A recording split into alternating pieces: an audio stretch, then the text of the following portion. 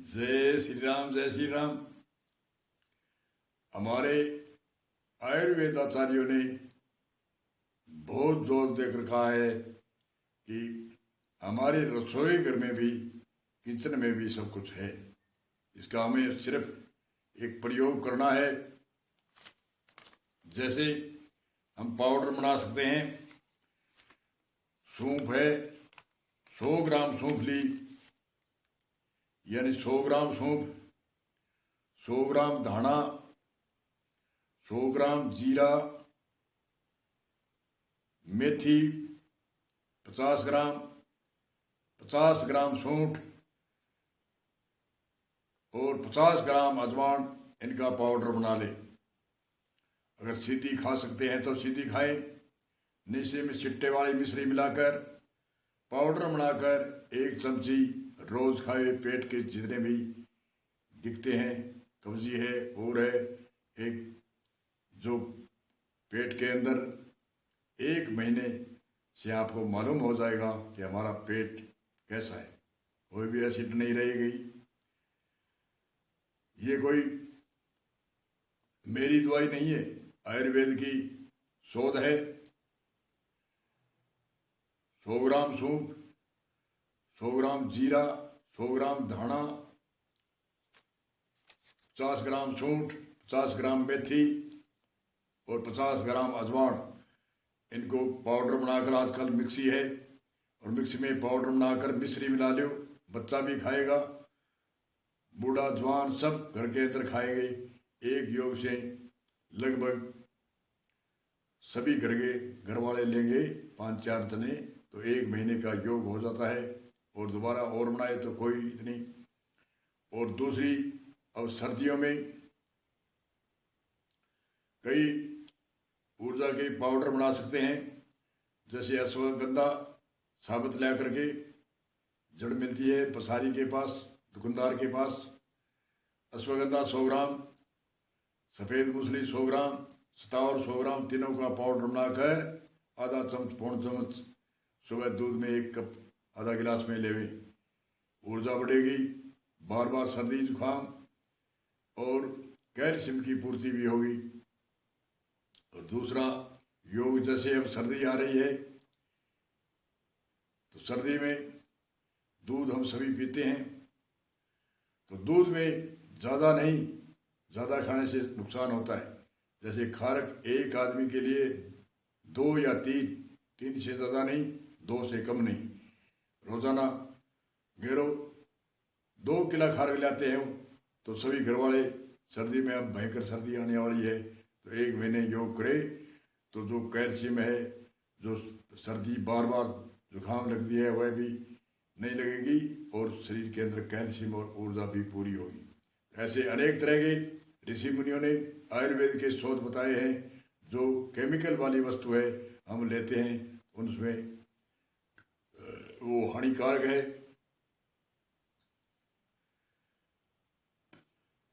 और अदरक, जो चाय तो हम पीते हैं लगभग, चाहे दूध में अदरक गिर के डाल के हम पी सकते हैं। खारक का योग 1 महीने लिया और उसके बाद में सर्दी है तो थोड़ी अदरक गेरी या सूंठ गेरी, उसमें हमारे इसमें सल्फर की कमी की पूर्ति होती है। और बच्चे जो मिट्टी खाते हैं उनसे ही कुछ बचाव होता है, क्योंकि सल्फर की कमी से और कई कारणों से ही हमारी बार बार सर्दी लगती है। तो सर्दी का भी बचाव, और शरीर के अंदर ये निरोग भी है। इसलिए अनेक तरह के ऋषि मुनियों ने जड़ी बूटी आदि बताई है। इन जड़ी बूटियों का हम प्रयोग करते रहेंगे तो हमारे स्वास्थ्य में कमी नहीं आए। ऐसे ऐसे पदार्थ खाएं, जैसे सलाद खाते हैं हम, सलाद हमें हमेशा ही सुबह ही लेने चाहिए।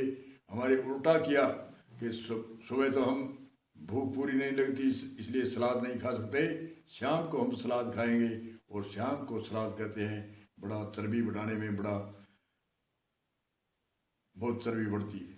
इसलिए सलाद सुबह खाना चाहिए। जितने भी सलाद है, शाम का भोजन तो ऐसे कर दो कि जैसे बिल्कुल हल्का, क्योंकि सुबह 9-10 बजे से भरपेट खाएंगे और दोपहर भरपेट खाएंगे तो शाम को ऑटोमेटिक ही भी भूख कम लगेगी, इसलिए हल्का अपने आप ही खा सकते हैं।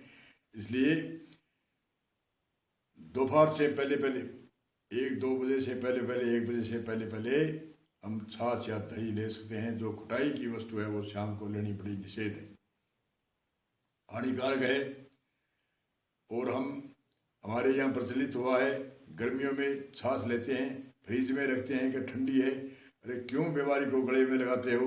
इसलिए जो जीभ के स्वाद के लिए हमारे आयुर्वेद कहता है जीभ के लिए नहीं खाना चाहिए, हमारे स्वास्थ्य के लिए खाना चाहिए। जैसे मैंने 5-4 अनाज बताए थे, जैसे गेहूँ के अंदर चने मिला हुआ दे, और कुछ गर्मियों में बाजरा मिला सकते हो, और जो आजकल ग्राइंडर करे हुए मिलते हैं उनमें जौ मिला सकते हो। तो कुछ जौ मिला दिए, कुछ चने मिला दिए, कुछ गेहूँ मिला दिए, ऐसे बड़े अनाज की भोजन खाएंगे तो हमारे स्वास्थ्य अच्छा रहेगा और शरीर में अनेक तरह की प्रोटीन मिलेगी। तो इसलिए मोटा अनाज, हम कहते हैं गेहूं की रोटी जैसी नहीं लगती तो क्या फर्क पड़ता है, थोड़ी बहुत भूख लगने पर, भूख ही मीठी है, पदार्थ कोई मीठा नहीं होता, भूख मीठी होगी और हमारे सिद्धांत बदलेंगे और भावना बदलेगी, ये अच्छा है तो हमें अच्छा लगने लगेगा। पदार्थ कोई खारा नहीं होता, प्रकृति खारी मीठी होती है, भावना से खारी मीठी लगती है। जैसे हमारे पशु है वो तुम्बा खाते हैं, नीम खाते हैं, खारी वस्तु खाते हैं। हमारे जैसे अगर जब उनको खारा लगे तो वो कभी नहीं खाते, उनकी प्रकृति अलग है। इसलिए हमारी प्रकृति को हम बदलेंगे तो वो बदली जाएगी।